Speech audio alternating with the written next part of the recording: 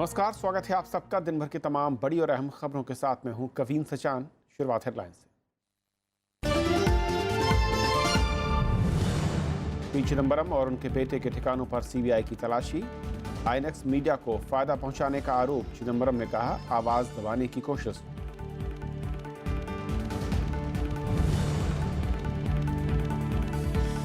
लालू यादव और परिजनों पर आयकर के छापे। बेनामी सौदों के आरोप में हुई कार्रवाई। लालू ने कहा, फांसीवादी ताकतों से संघर्ष रहेगा जारी।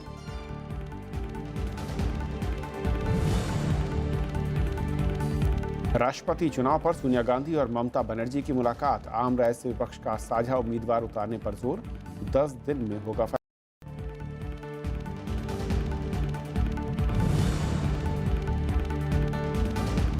मुस्लिम पर्सनल लॉ बोर्ड ने किया 3 तलाक का बचाव। बताया 1400 साल पुरानी परंपरा। संवैधानिक नैतिकता का सवाल खारिज।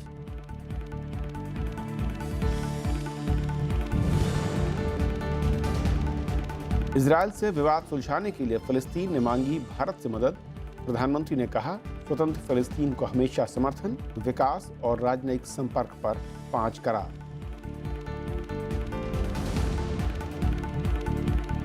और ये देखते हैं पहली खबर।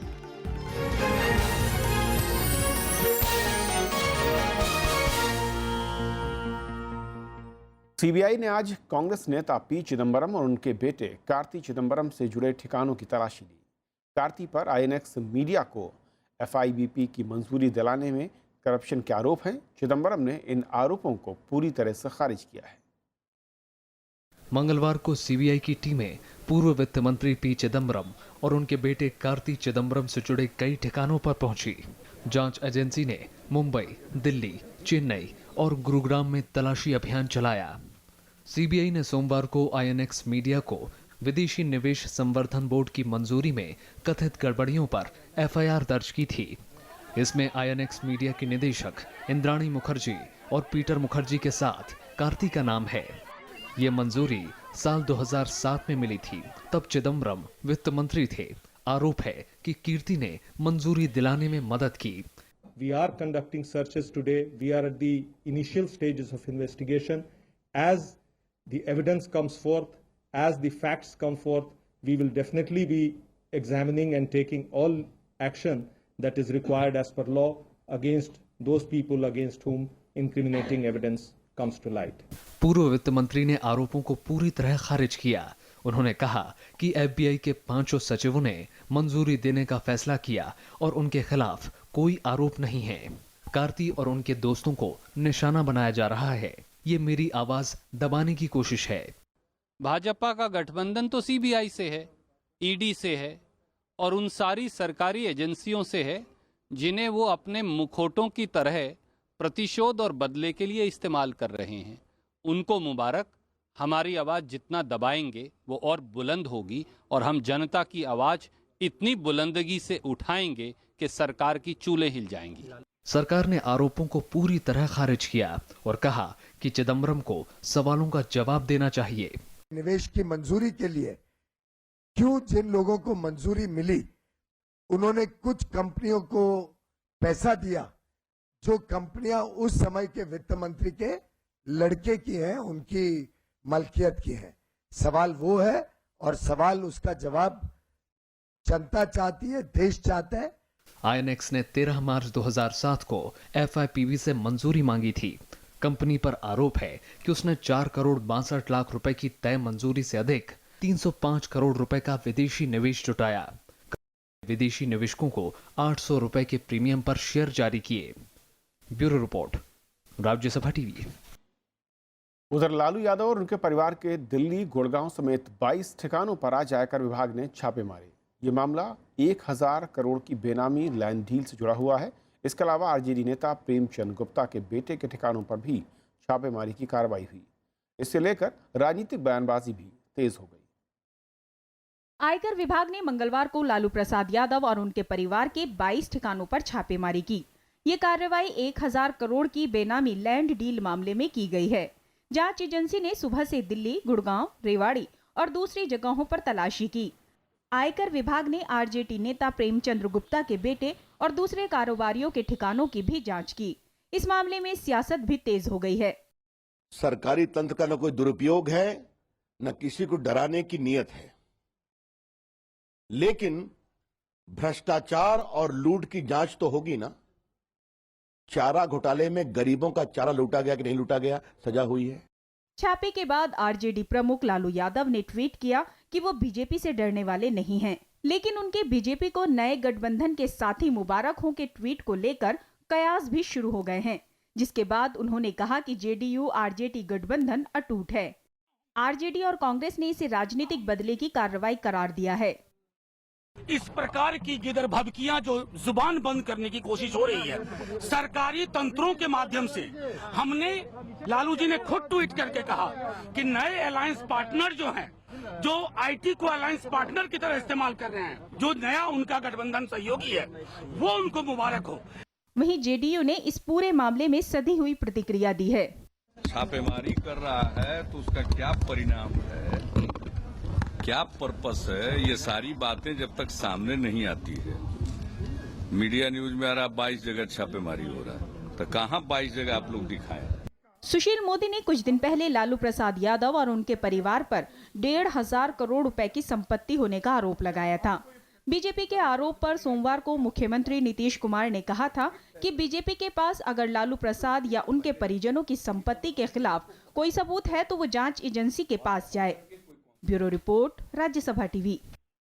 वित्त मंत्री अरुण जेटली ने कहा है कि रसूखदार लोगों के फर्जी कंपनियों के जरिए बेनामी संपत्ति खरीदना गंभीर मामला है। वो आयकर विभाग और सीबीआई के आज के छापे को लेकर जवाब दे रहे थे। Now, people in high positions acquiring assets through shell companies is not a small matter, and I think this is the day of reckoning has come for many. They'll all be. और इन छापों पर और बातचीत करने के लिए हमारे साथ इंडियन एक्सप्रेस से असिस्टेंट एडिटर दीप्तिमान तिवारी हैं। दीप्तिमान, स्वागत है आपका। जिस तरीके से छापेमारी की कार्रवाई हुई है, सबसे पहले मैं चिदम्बरम और कीर्ति चिदम्बरम की अगर बात करूं, क्या पूरी कहानी है इन छापों के पीछे की? हालांकि राजनीतिक आरोप अलग तरीके के हैं। जी देखिए, सीबीआई का इसमें आरोप ये है कि 2007 में आईएनएक्स मीडिया ने एफआईपीबी अप्रूवल के लिए अप्लाई किया और उन्होंने कहा कि हमें 4 करोड़ 60 लाख रुपए करीब कुछ 3 कंपनियों से वापस लेकर आने हैं और मतलब एफडीआई उनको करवाना था। और सीबीआई का आरोप है कि इनडायरेक्टली कुछ इस तरह के दांव पेच लगाए गए जिससे कि वो 305 करोड़ रुपए लेकर आए।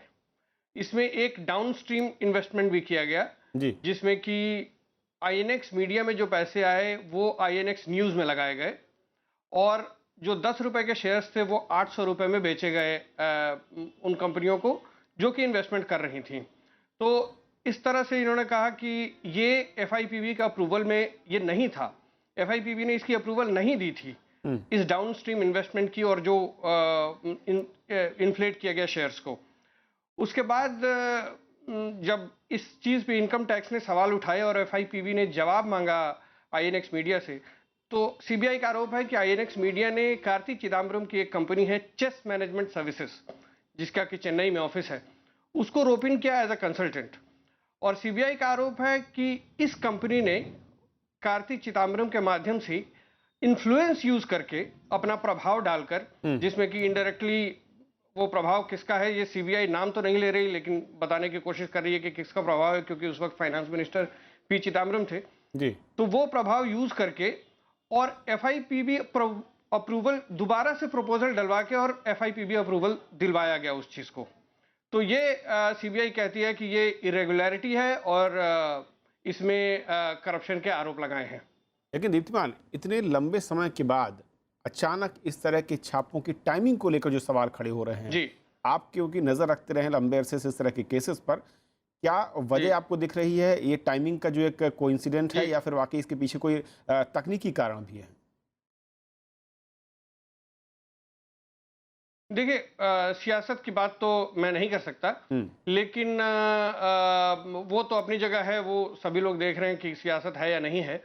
लेकिन सीबीआई की इन्वेस्टिगेशंस के बारे में ये कहना ज़रूरी है कि कभी कभी कई सारी इन्वेस्टिगेशंस काफ़ी लंबी चलती हैं, ये इन्वेस्टिगेशंस काफ़ी कॉम्प्लिकेटेड होती हैं। जहाँ पे एफडीआई का मामला होता है वहाँ पे फॉरेन सोर्स से इंफॉर्मेशन मंगाने की ज़रूरत पड़ती है, जिसमें कि कई बार समय लग जाता है।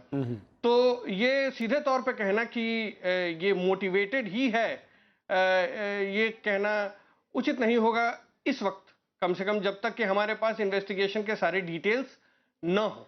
अभी हमारे पास सिर्फ सीबीआई ने जो एफआईआर दर्ज की है सिर्फ वही है। सीबीआई ने जितनी जानकारी दी है उतनी ही जानकारी है। जब तक कि सारी जानकारी साथ पास में ना हो, यह कहना मुश्किल है कि टेक्निकली ये फिजिबल था या नहीं था।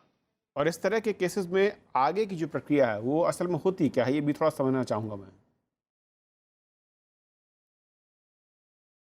तो आगे की प्रक्रिया ये होगी कि जितने भी अब जो सर्चेस किए गए हैं वहाँ से सीबीआई का ये दावा है कि उन्हें कुछ कागजात मिले हैं, कुछ मेल्स मिले हैं, कंप्यूटर वगैरह भी इन्होंने छाने हैं। तो उन सभी डॉक्यूमेंट्स की जांच होगी, वेरिफिकेशन होगा। उसमें जो भी इंफॉर्मेशन होगी उस इंफॉर्मेशन की वेरिफिकेशन होगी। उसके बेसिस पे जो जिन लोगों के ऊपर आरोप लगाए जा रहे हैं उनकी पूछताछ होगी। उनसे पूछा जाएगा कि आप इसको एक्सप्लेन करें। और इसमें जैसा कि सीबीआई ने भी जताया है कि जो भी लोग उस इंक्रिमिनेटिंग डॉक्यूमेंट्स के आधार पे इस इरेगुलरिटी में संलिप्त पाए जाएंगे, उन सभी की क्वेश्चनिंग होगी। और सीबीआई ने इसको भी रूल आउट नहीं किया है कि former finance minister P Chidambaram की क्वेश्चनिंग हो सकती है या नहीं। दूसरा रूल आउट नहीं किया है। और इसमें फाइनेंस मिनिस्ट्री के वो एफआईपीबी में बैठे हुए जो अधिकारी हैं उनकी पूछताछ भी हो सकती है और आगे उनका एफआईआर में नाम भी आ सकता है। नाम आ सकता है। दूसरा एक और जो बड़ा मसला आज रहा छापों को लेकर वो लालू प्रसाद यादव और उनसे जुड़े लोगों पर है। एक बड़ी कही जा रही कि अघोषित संपत्ति के लेन देन, उसकी खरीद फरोख्त का मसला है।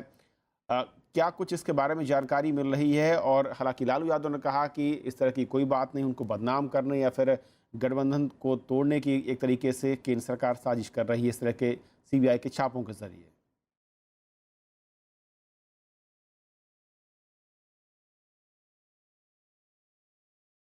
दीप्तिमान, आपको आवाज मिल रही है?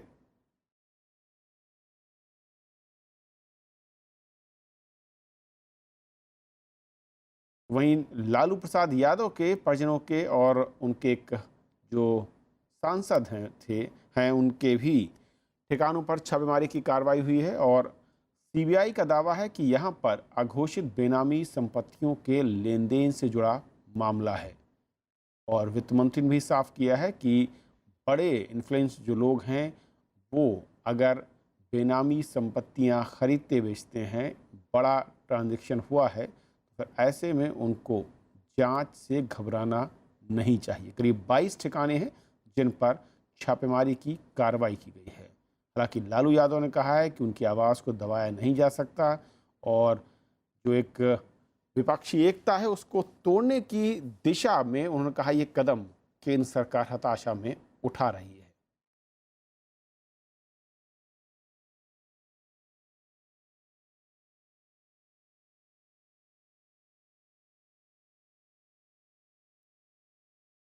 तो नीतीश कुमार ने साफ किया कि इस तरह के छापों की खबर ठीक है, लेकिन उसके बाद उन छापों से क्या निकलकर सामने आया है, एजेंसियों को क्या वहां से मिला है, ये जानकारी भी सार्वजनिक होनी चाहिए। हालांकि लालू यादव के एक ट्वीट ने आज दिन में राजनीतिक माहौल गरमा दिया जब उन्होंने ट्वीट कर कहा कि बीजेपी को उनके नए अलायंस मुबारक हों। लोगों ने इस तरह के अंदेशे जताए कि क्या जेडीयू और आरजेडी बिहार में दोनों अब अलग अलग पर चलेंगे। हालांकि कुछ ही घंटों के अंदर आरजेडी के प्रवक्ता ने साफ किया कि बीजेपी को जिस अलायंस की बात लालू यादव ने कही वो सीबीआई और ईडी हैं।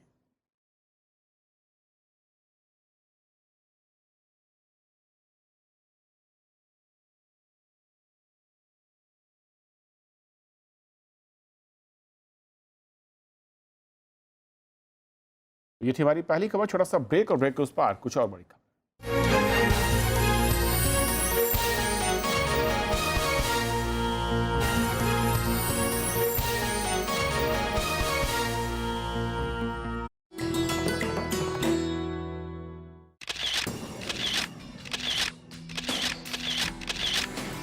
राष्ट्रपति भवन का ताम्र गुंबद आलीशान और बेजोड़,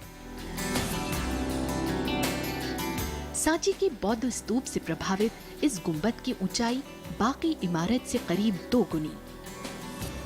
6 अप्रैल 1929 को बनकर हुआ तैयार। ये शानदार गुंबद राष्ट्रपति भवन की स्थापत्य कला और खूबसूरती को लगाता है 4 चांद।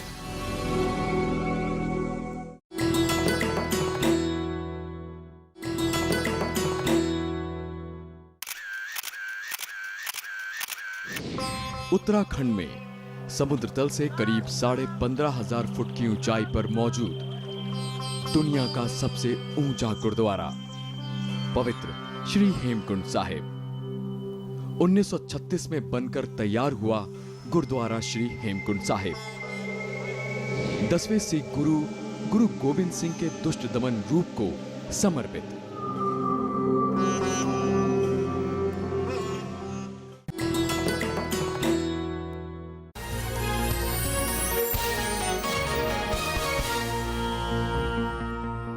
पश्चिम बंगाल की मुख्यमंत्री ममता बनर्जी ने आज दिल्ली में कांग्रेस अध्यक्ष सोनिया गांधी से मुलाकात की। दोनों नेताओं ने राष्ट्रपति चुनाव पर चर्चा की। बैठक के बाद ममता बनर्जी ने कहा कि वो विपक्ष की तरफ से आम राय से उम्मीदवार उतारने के पक्ष में हैं। उन्होंने कहा कि अगले 10 दिनों में उनकी फिर से सोनिया गांधी से मुलाकात होगी और इसके बाद नामों पर विचार होगा। उन्होंने बताया कि एनडीए सरकार को सर्वसम्मत से उम्मीदवार बनाने का प्रयास करना चाहिए। दरअसल सोनिया गांधी पिछले कुछ दिनों में कई नेताओं से मिली हैं। हालांकि इन मुलाकातों के बारे में आधिकारिक तौर पर कुछ भी नहीं बताया गया।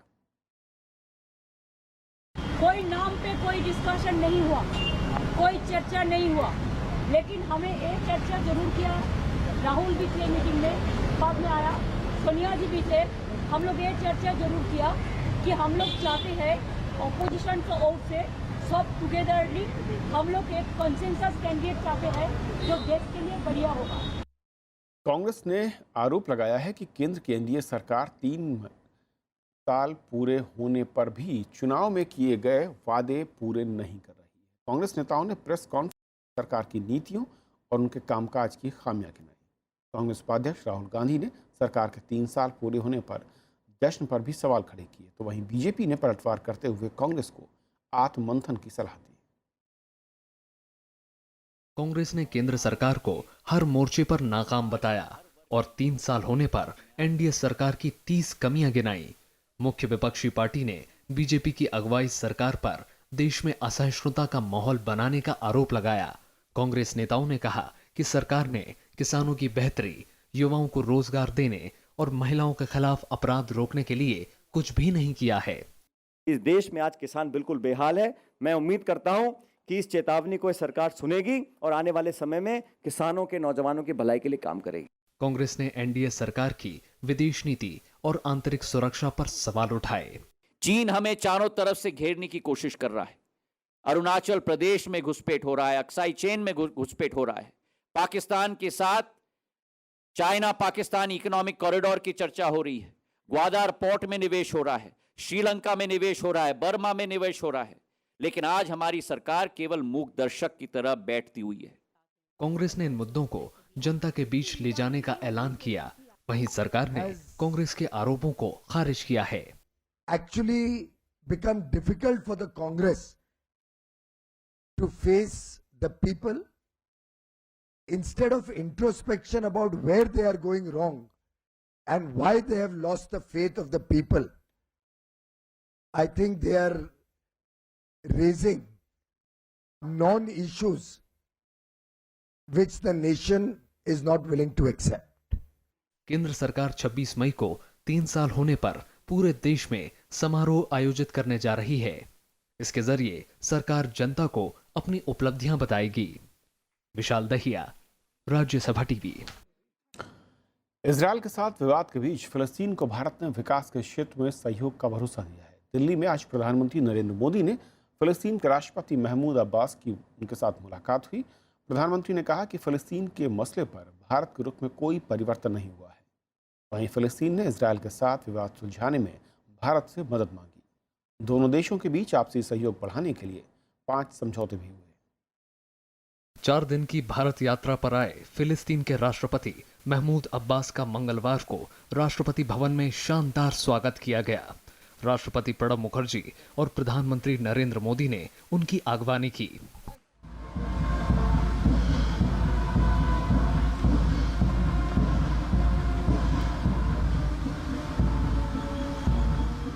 इसके बाद प्रधानमंत्री नरेंद्र मोदी और फिलिस्तीन के राष्ट्रपति महमूद अब्बास के बीच शिखर वार्ता हुई। दोनों नेताओं ने मध्य पूर्व की स्थिति पर बात की।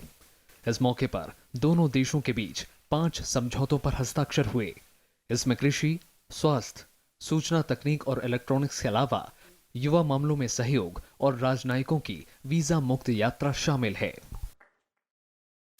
President Abbas and I agreed that both sides, through practical cooperation, will work together to build Palestine's economy and contribute to improving the lives of its people. आपके बहुमूल्य सहयोग से टेक्नोलॉजी पार्क कॉम्प्लेक्स की नींव रखी है। हमें आशा है कि दोनों देशों के बीच ये आपसी सहयोग निवेश और व्यापार विनिमय को नई ऊंचाइयों तक ले जाएगा। प्रधानमंत्री नरेंद्र मोदी ने फिलिस्तीन की आजादी और पूर्ण राज्य का पुरजोर समर्थन किया। फिलिस्तीनी राष्ट्रपति ने आतंकवाद के हर रूप की आलोचना की। We hope to see the realization of a sovereign, independent, united and viable Palestine coexisting peacefully with Israel.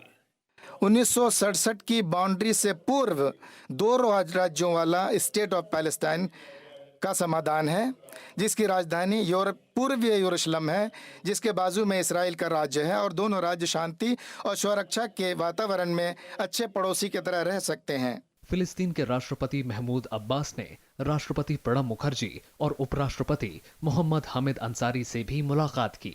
फिलिस्तीन और इजराइल दोनों देशों के भारत के साथ काफी करीबी संबंध रहे हैं। ऐसे में भारत की कोशिश दोनों के बीच संतुलन स्थापित करने की है। इजराइल के साथ भारत के अच्छे संबंधों को देखते हुए फिलिस्तीनियों की इच्छा है कि इजराइल और फिलिस्तीन मामले के हल में भारत भी एक भूमिका निभाए, लेकिन यह भूमिका किस हद तक होगी इसे देखना होगा इजराइल में जब प्रधानमंत्री नरेंद्र मोदी जुलाई में वहां की यात्रा करेंगे। राज्यसभा टेलीविजन के लिए कैमरा पर्सन मनोज के साथ दिल्ली से अखिलेश सुमन। मुस्लिम पर्सनल लॉ बोर्ड ने 3 तलाक को धर्म और आस्था का मसला बताया है। बोर्ड ने कहा कि मुस्लिम समाज की 1400 साल पुरानी परंपरा है। बोर्ड ने कहा कि इसीलिए संवैधानिक नैतिकता का सवाल नहीं उठता। बोर्ड की ओर से आज वरिष्ठ वकील कपिल सिब्बल ने दलील रखी। उन्होंने 3 तलाक के खिलाफ याचिकाओं को खारिज करने की मांग की। वकील ने कहा कि इस्लाम में महिलाओं को लंबे वक्त से अधिकार मिले हुए हैं। संविधान पीठ गुरुवार से इस मामले की नियमित सुनवाई कर रही है।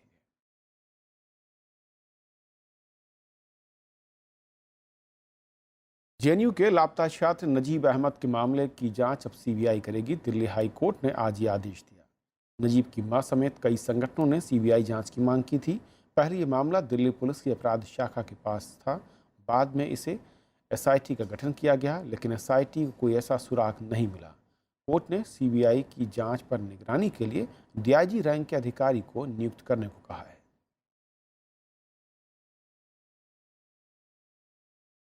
केंद्रीय गृह मंत्री राजनाथ सिंह ने कहा कि पूर्वोत्तर में धार्मिक अतिवाद को गंभीर समस्या है। उनके मुताबिक अगर समय रहते इस पर रोक नहीं लगी तो इससे आतंकवाद बढ़ेगा।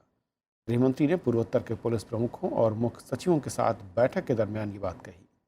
उन्होंने इन राज्यों में अवैध हथियारों के प्रसार पर भी चिंता जताई और पुलिस प्रमुखों से हथियार तस्करों पर कार्रवाई करने को कहा। साथ ही सजा की दर बढ़ाने के निर्देश दिए हैं।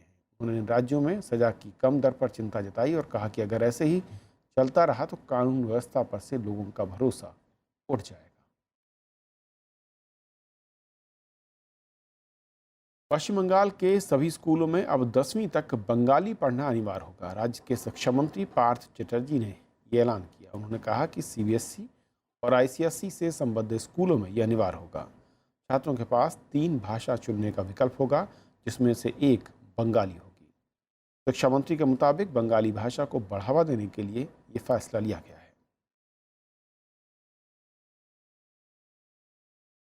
दिल्ली सरकार के पूर्व मंत्री कपिल मिश्रा आज सीबीआई के सामने पेश हुए। उन्होंने मुख्यमंत्री अरविंद केजरीवाल पर आरोपों से जुड़े दस्तावेज सौंपे। कपिल मिश्रा ने पार्टी के संयोजक अरविंद केजरीवाल पर चंदे की रकम में करोड़ों का घपला करने का आरोप लगाया है। सोमवार की शाम को कपिल मिश्रा ने अरविंद केजरीवाल के खिलाफ अनशन खत्म कर दिया था। वो 7 मई से अनशन पर बैठे हुए थे। सबूत और डॉक्यूमेंट्स लेकर आए थे और शिकायत लेकर आए थे फर्जी कंपनियों के बारे में, शेल कंपनियों के बारे में, ब्लैक मनी के बारे में, डोनेशन में, चंदे में गड़बड़ी के बारे में। वो हमने अभी सीबीआई को दे दी है। जितने भी भ्रष्टाचार के मामले सामने आ रहे हैं, अब उन सबकी जांच होती रहेगी। फिलहाल इस बुलेटिन में इतना ही। नमस्कार।